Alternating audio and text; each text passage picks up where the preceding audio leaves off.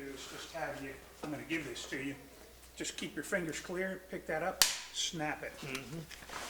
And you can do that whenever you're ready. Okay, we should like have, am I good there Yeah, like it's this? just so we can see your name. Yeah, I understand, but what about the hat? Is it gonna be a problem? No, you're good. Talk about glare. You got the same You're good. problem, yeah. Go ahead and snap that, and then, Man, yeah. There we go. Sometimes the sound comes a little bit off from where the video is. That snap Gets it back. helps them match it up. I see, yeah, it gives you a finding place. Right, because the audio makes these little marks, and where that thing snaps, it jumps up way high, so it's very easy to find.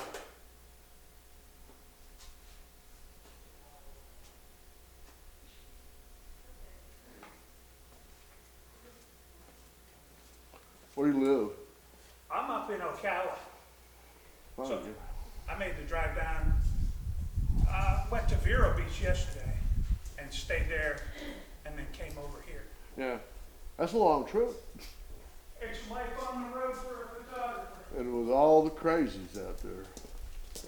What's the long trip? He went to, from Ocala to Vero Beach, then here. Oh, yeah, he- Yesterday, said You met me in Europe yesterday. that he'd been there in a long time. They drove over there a real long time. Tell us, Emily and Dean. who else has come? Jimmy and, Sorry. Now, you're the last one here, and then I gotta Lakeland and pick up some people there.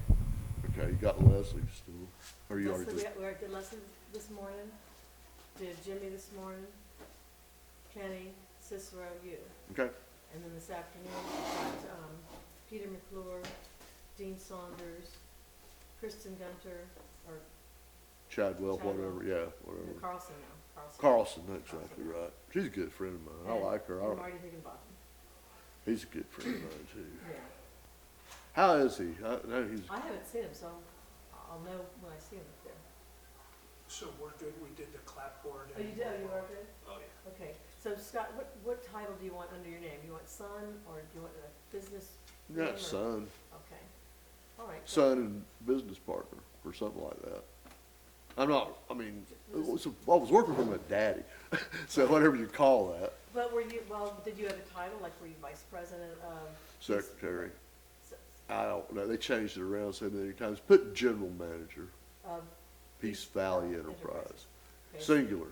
It's not Enterprise. Enterprise, okay, Peace Valley Enterprise, Inc., but that's Inc. So general manager, Peace Valley Enterprise, incorporated. Incorporated. Yeah. okay, and son. All right, ready? I am. Stand Okay. on 1 second. And, yeah, we're good now, dude. Okay. Okay, Scott, so how long did you work with your dad in the business? We started a sod business in 1972, and that is essentially when I went to work for Peace Valley Enterprises in a sod operation that my father and John William Purdue founded together, the beginning of Peace Valley. And tell us how that progressed. Well, we got into, Daddy worked for Evans Packing Company up in Dade City, and he'd been with either Pasco or Evans and Kraft all his life. And he'd bought a lot of fruit and stuff like that, but I kind of forgot what I was saying. Oh, you were telling me how the whole progression of Peace Valley Enterprise. Right, okay, let me get going on Let's that. start back over with, you said he worked for, He worked for Kraft, Evans, and Pasco. One time I had both granddaddies and daddy working at Pasco. I really did. They all worked for my mama's daddy. But at one time I had two grandparents, two grandfathers, and daddy working in Pasco. 1962. and then you started the Peace Valley Enterprise in 1972? That's right. We had a harvesting company known as New Way that was the harvesting arm of Peace Valley Enterprise. But yeah, Peace Valley was what everybody knew us as. New Way was just kind of a title for a corporation that wrote checks. And what did New Way do? It was citrus harvesting. We hauled and harvested oranges, grapefruit, what have you.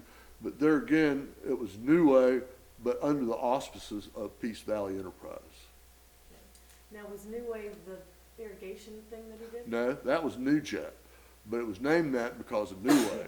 They were Sorry. spelled the same way, with a hyphen, N-U. But no, New Jet was another enterprise that he got into.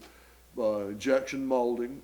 He had a partner named Randy Branham, and they manufactured a low volume irrigation tool called the New Jet they sold them for a nickel a piece originally, and it kind of made some waves.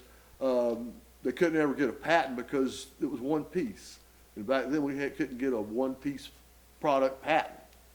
So anyway, Tom Thayer, who originally started the company, the microjet system, he bought us out, and he bought the molds, and he destroyed the molds. So he eliminated us as competition. So we were up there. Tom wanted to get rid of us. But it was fun, and I used to run product over the East Coast all the time in the evenings, and we did a good business. I'm glad I don't have to grow over there now every day. Absolutely. So back to the New Jet thing. So my understanding was that when he did that, he was able to bring the cost of the jets down significantly by the mold that he created. That's correct. Can you tell me that's? Yeah, it was a nickel for a jet, and I don't remember what they were going for, but it was like 10 times more than that back when he started. He was contemporaries with Rick Georges and Tom Thayer and Dr. Reese. And he built some stabilizer stakes that I think they still use, but it was a clamp that held the tubing in place so the jets would stay upright. And they were just a little one-piece micro emitter that came in volume. It was either green, blue, red, or white, according to what amount of water you wanted to distribute, blue being the less, white being the maximum. And it was successful. I don't know. I think Thayer's still going great guns. The citrus industry being in such trouble, probably not that much low volume irrigation being put in the old way, but there again, there's still farming going on, and they use low volume too. So it's plastics, and that's the way it went. We sold it to our competitors. Okay, then so the progression after New Way. Mm-hmm. I had a little bit. My mother was a long time associate at Altus Packing Company, and she was under my uncle Roy Purdue, and she went to work at 68 there and started New Way as a harvesting operation, kind of under the cover, if you will. But it was my uncle Roy Purdue at Altus Packing Company, so it started as a kind of a surreptitious harvesting operation, just as much to keep it quiet and keep it from the IRS or somebody, I don't know. But we did it. And Daddy was lucky enough to have a really great partner. His wife, my mother, Wanda Jean Purdue, was exceptional. I hate to sound like I'm just bragging on her, but they made a great partnership. He could bring a business deal that was going on like nobody's business, and Mama could figure out how to pay for it. And that was the partnership. And none of us would have been anywhere without her.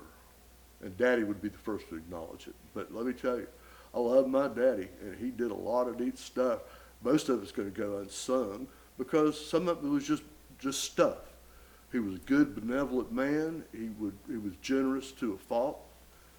He would give anybody money anytime with a lecture.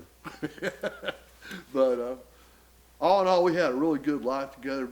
We were lucky enough to be friends, and we hunted and fished together and traveled together and did a lot of things together, and we had fun. I miss him. What were some of the highlights that you observed while you were growing up with him? Just loving the citrus harvesting business. I always liked that more than production because you got in, you had this thing, the goat, you set up all the bins, you run a pick and crew, you see stuff getting done really fast, and it's going away to a plant with the oranges in the trailer going, and I used to tell my daughters this, going to feed the babies, because that's what they go, what do we do with orange juice? Feed the babies. That was my line to them. But New Way I got my checks from New Way, my salary checks, but nobody knew who New Way was.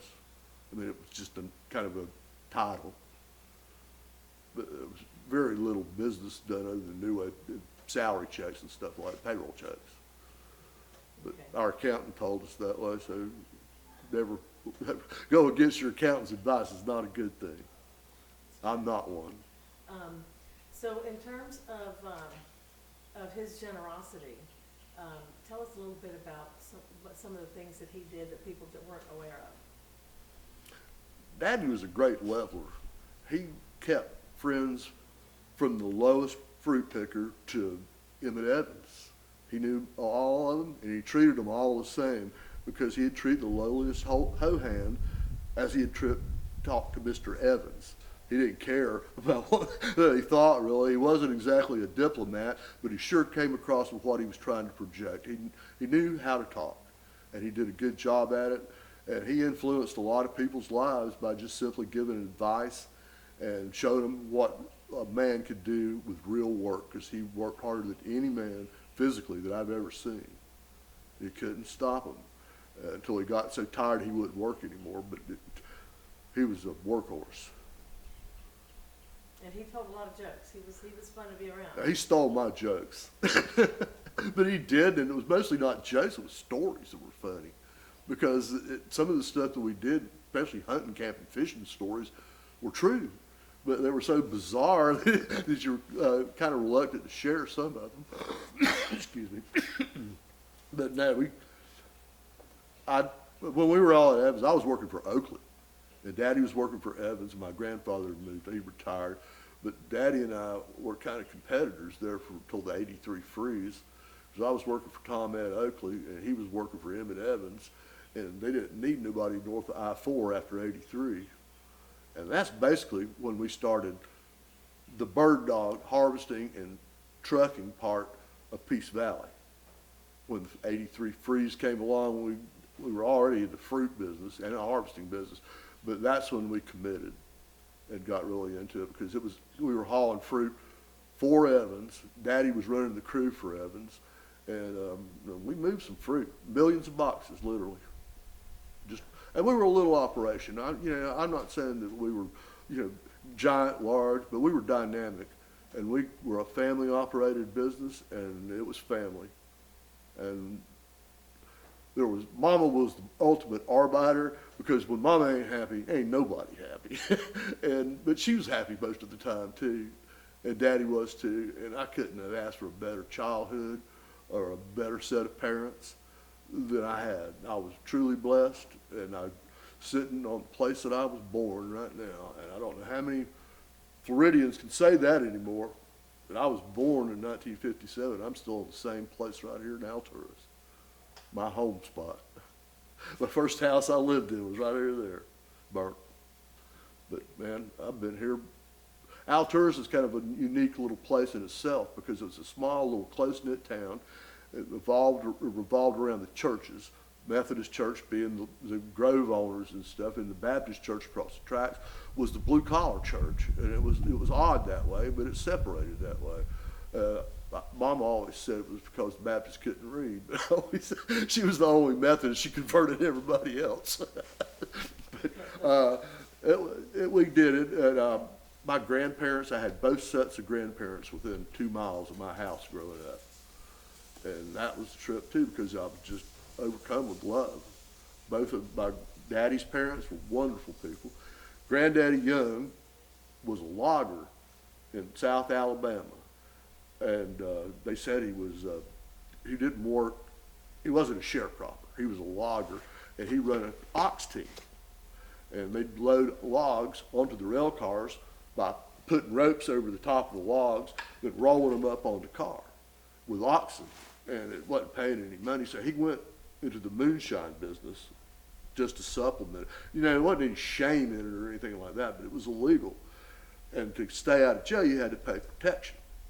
And he wouldn't pay protection to the sheriff of Covington County, Alabama, and he got on the freight train and he came to Westlake Wells, Florida, and got off there, went to work for D.E. Murphy, made enough money to send for my grandmother and Daddy and his 2 sisters that were born then, And they came to West Florida, to Westlake Wells, got off the road, I think it was the mail carrier truck out to the Murphys, but they farmed at Murphy's Road, but it wasn't sharecropping, it was real farming.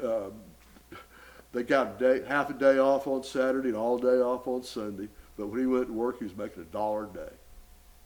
$7 a week, rather, but he got paid half a day on. It was the deal. And he was happy. They never went hungry. That was your grandfather? That was my grandfather, Henry. My Papa Joe Purdue was real close to me. He lived right there.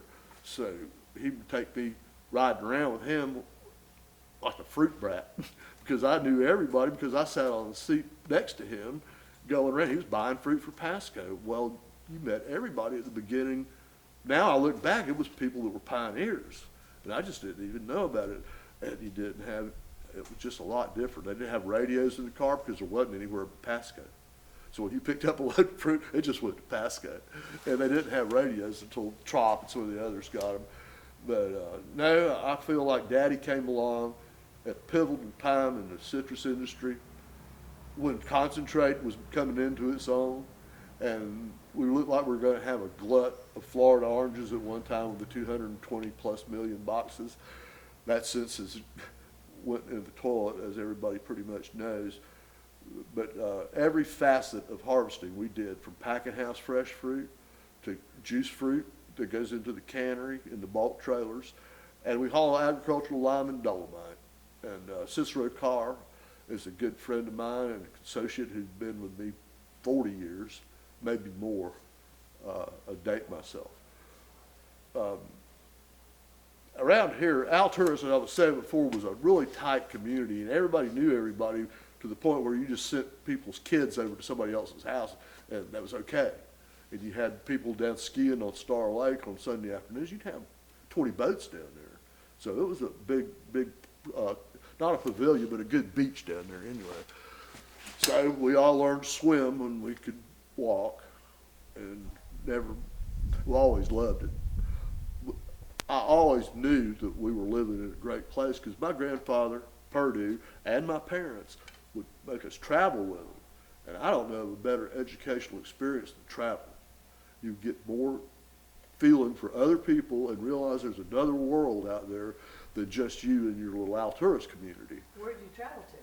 All over. I went to Mama, with Europe to Mama, and of course all over the United States. The only state I haven't been in is Hawaii. I'm working on that, but I don't want a plane ride, frankly. I just go to the Bahamas and pretend it's Hawaii. They can't tell a sunrise from a sun up in the camera. It's a lot different. So in terms of Leland, when he started out, he grew up here. He was born in Falco, Alabama, which stood for Florida Alabama Land Company. It's still there, but I think it's mostly abandoned. I've been through there, and it's like one of those little Alabama towns that folded when the cotton and the tobacco went away. And that's where they were when Granddaddy sent the money that he had made down here working for the Murphys for them to come to Florida. And they brought, I forget just how many relatives, they brought my grandmother's folks and they brought his folks. It was a mass migration, so to speak, of youngs. They fled Covington County, Alabama, and wound up in Polk County, Florida. So we had them all here. So then what did they do?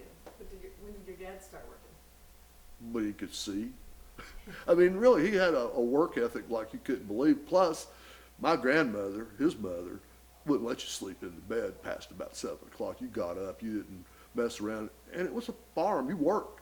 All his kids had chores to do before they went to school. There was a lot of them, so it wasn't a hardship or anything like that. And they said they never went hungry because they always had a great garden and they had pork. They had all the pigs they could raise. They had cattle, just a couple of head of cows. And they just said they didn't know they were poor. They were very poor. But they didn't. They said we had everything we needed. We hadn't been told we were poor. We were just people. And they were. So many people were in that same boat back in the 20s.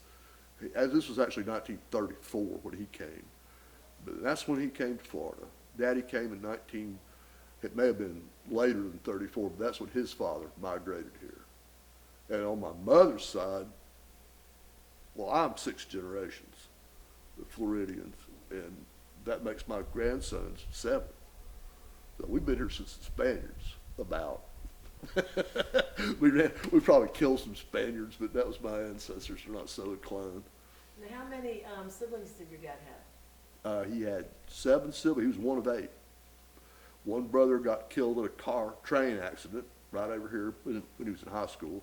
I never knew him, but the rest of them, we had all our family, his siblings, brothers and sisters, all here in Polk County at one time when they were grown.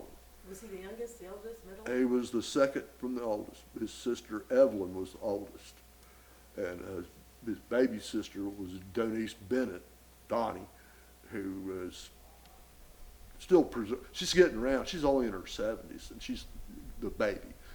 We got one more brother, James, who lives in Eufaula now, and he's been up there a good part of his life. But he and Daddy and Donnie are the only ones left of the 8. Okay, so do this for me if you don't mind, because I want to get it all together. It's going to be hard for me to be editing it. If you can say, if you can just start with your grandfather. No, just say my dad came here when he was 2, when grandfather sent the money, whatever, and then he was one of 8 siblings. Yeah, second one from of the- that. They were traveling with grandparents and aunts too. Yeah, so if you just kind of do that, they settled here, and then kind of just do his whole progression as work from there. Can you set all that together? Yeah. Citrus industry was kind of in its infancy when my grandfather, Henry Young, came to Florida. The railroads had all been built. The infrastructure as far as packing houses and stuff were all in place. And you could raise fruit pretty cheaply. The trick was getting it to market. And after they figured out fast express rail service and then later on concentrate to get the product to the market for people that wanted it. And the concentrate changed the whole industry. And Daddy was there when that happened, when the change was coming. And I remember being at Kraft, when he was at Kraft, and they did sectionizing in this beautiful tiled, almost like a laboratory setting.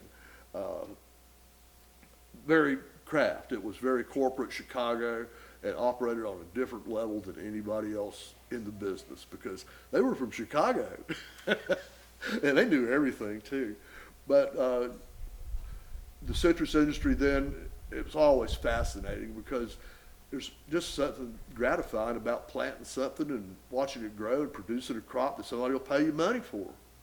It's gratifying. And my father loved it. My grandparents loved it.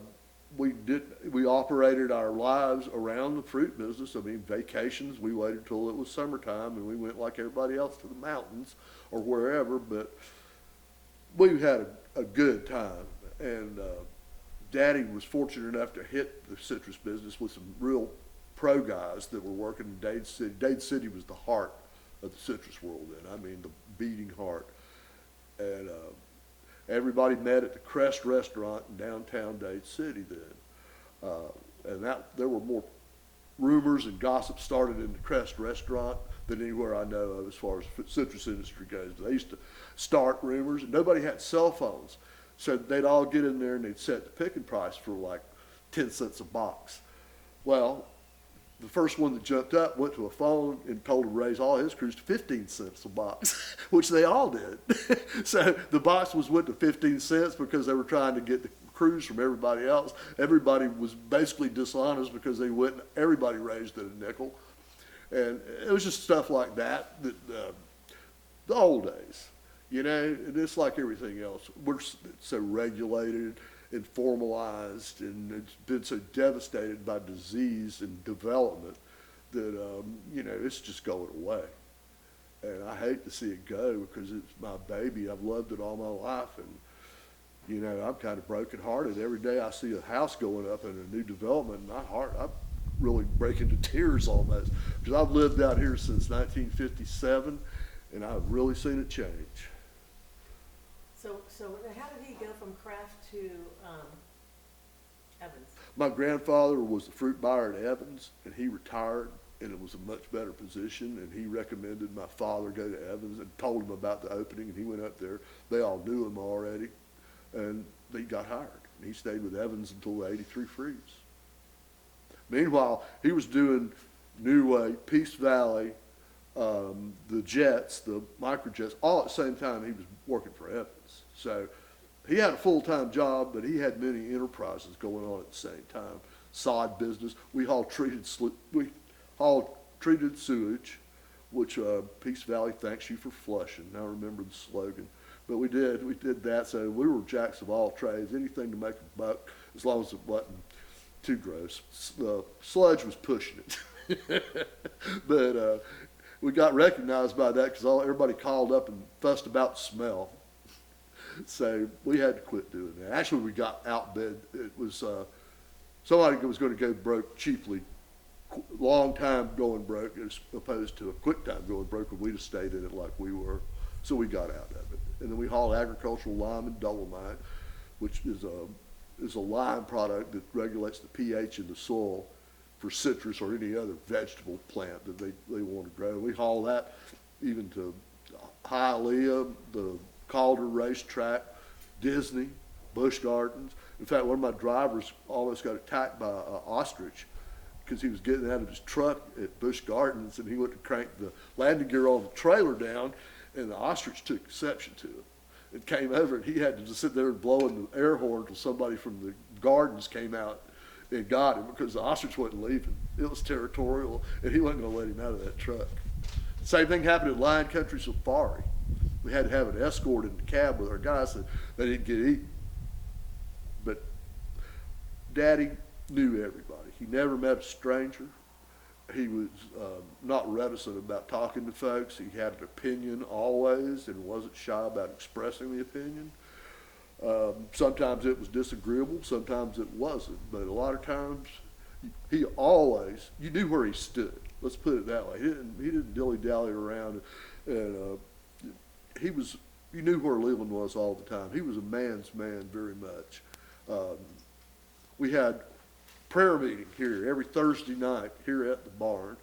That was when a bunch of our friends, Leland was the host. We'd cook ribs and everything. Every Thursday night, we'd bring oysters and beer, and we'd have 10 or a dozen people out every Thursday night at prayer meeting. Just a BS session with the boys, kind of, but lots of people came by. It was family-oriented, too, some of the time. But mostly, it was a great, the boys shooting the breeze out back every Thursday, and people chipped into the pot to go buy groceries, and everybody brought their own beer and stuff like that. And there were some stories told there and some stories created out there because stuff happened right there. As far as parties in the barn, we've had everybody here from U.S. senators to dog catchers. Neil Cumby actually started his first campaign from here back a long time ago. He wasn't in this district, but I made him give me a hat. But I'm sure he remembers that. We were all babies. Mama and Daddy were being from Bartow. They were both graduates of Bartow High School, Summerlin Institute then. She was class of 50, he was class of 49. And they were essentially childhood sweethearts because they met in Alturas Elementary School in the first grade. In 1953, they got married. So that was basically, for Daddy, it was his only love. Mama had some opportunities up there at Florida, I'm sure. But anyway, she was in love with my daddy, and she came back and married him in 1953 here in the Alturas Methodist Church with a reception in the Women's Club, where I'm a board member now. I can't believe I'm on the board of the Women's Club. It's a community center now. We wanted men to pay too. That's pretty funny, I like that one. So tell me, what do you think Leland's biggest contribution to the citrus industry was? He represented the common denominator in the citrus. He was every man's idol because they looked at him and they saw themselves. You know, we can't all be stars. We can't all be superlatives like the Lat Maxis and the Griffins and the Evanses. God bless them. But most of us citrus growers were middle-of-the-road guys that just eked a living out. It used to be to put kids through college, but it certainly got too expensive in college, and the fruit got to be worth quite a bit more. But Daddy represented a Florida citrus grower, the epitome of one. He really is. If you had to look up a picture of an average Florida citrus grower, my father, Leland Young, would be it. He represented the common man because he was one. And we all, I am, and my parents all, grandparents were too.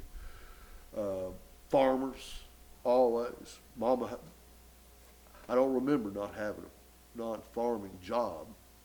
I think Daddy went to work for Bartow Ford right after he got out of high school for about a year, citrus business.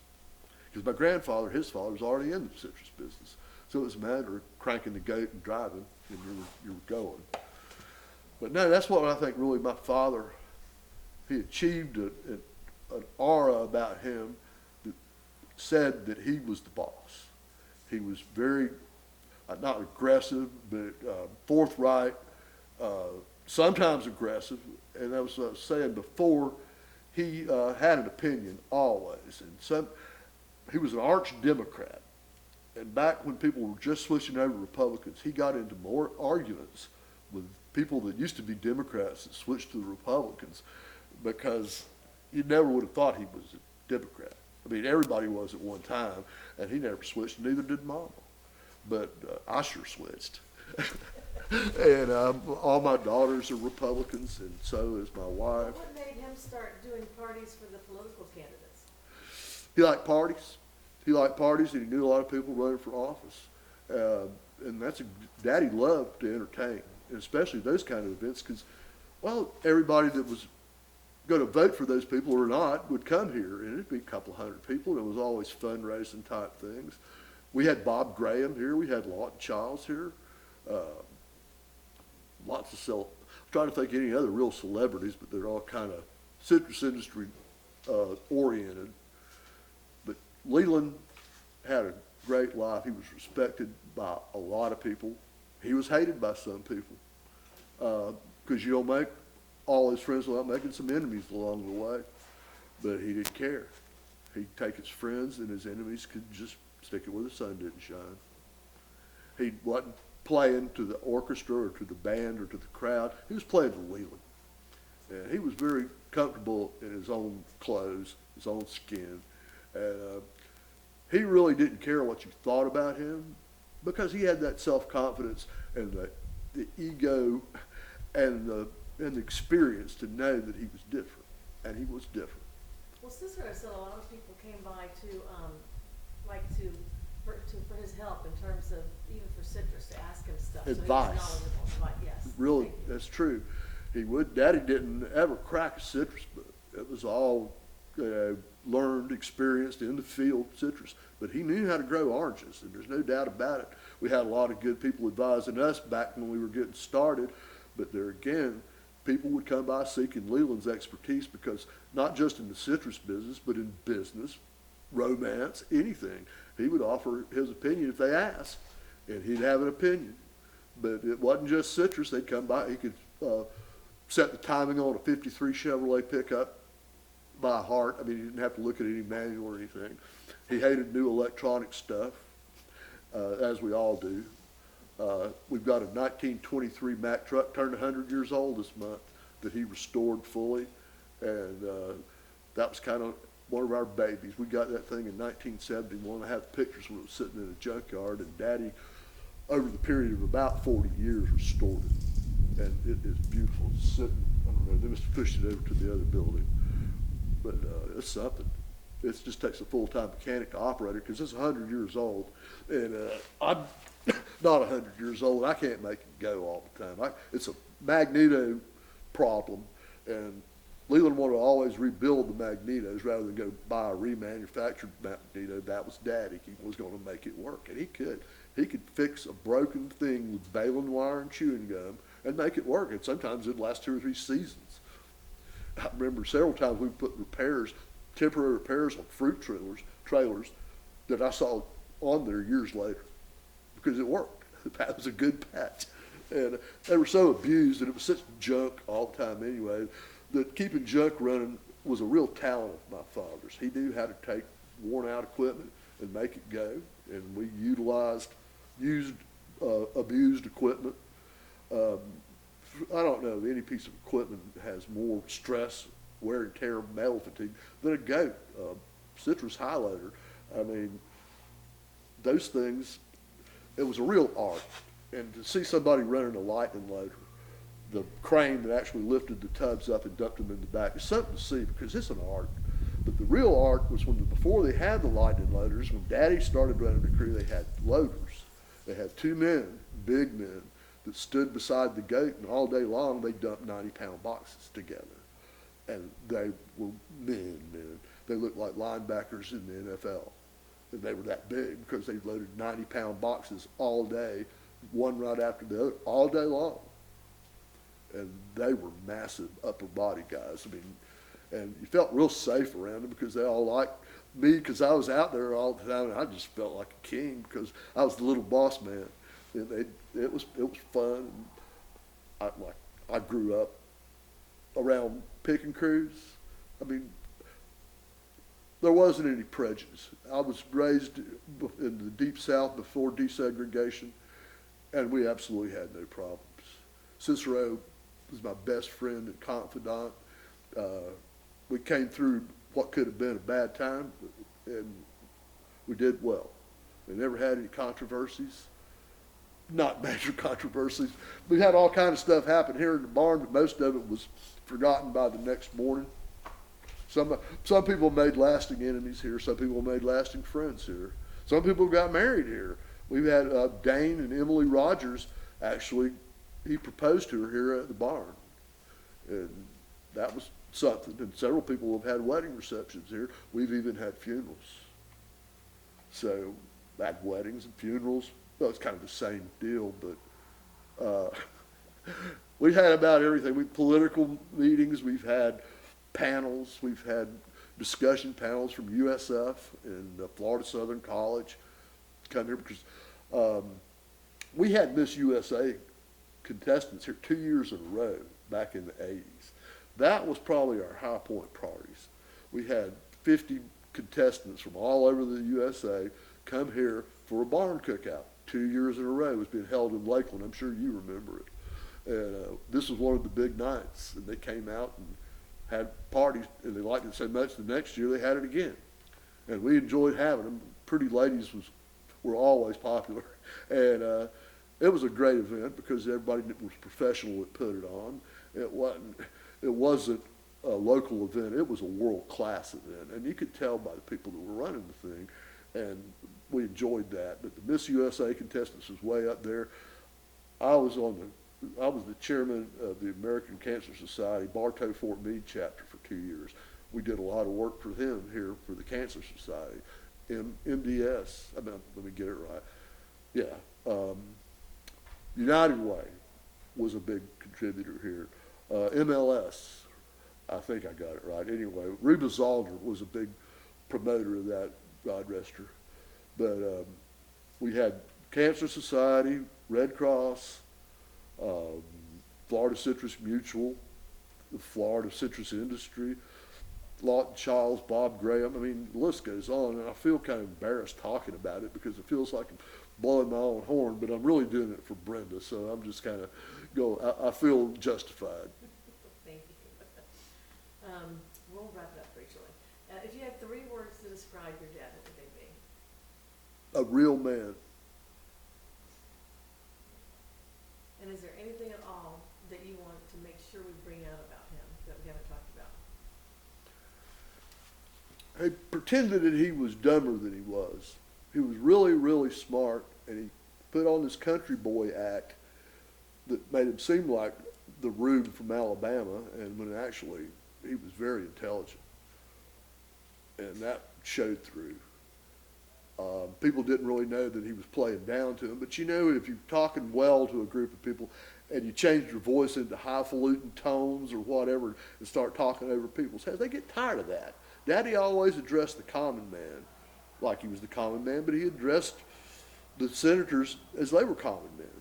He wasn't intimidated by power or money or anything like that. It just didn't matter that much to him. His family, his work, and Alturas and Polk County were on the top of his list when he started making lists, Alturas, the city, community village, it takes a village, was always near the top of his list. He was a member of the Methodist Church. He had actually served on the board of the Methodist Church once. But as far as Leland, they broke the mold. When they chopped up that New Jet mold, they chopped up his mold too. Because Daddy there's never been one exactly like him. There have been cheap imitations, but he's the real deal. Perfect. That one we use for sure. Thank you for doing this. I appreciate it. I appreciate it too. All right. Make sure you put Mama in there. Oh, she's in there, yeah. Okay.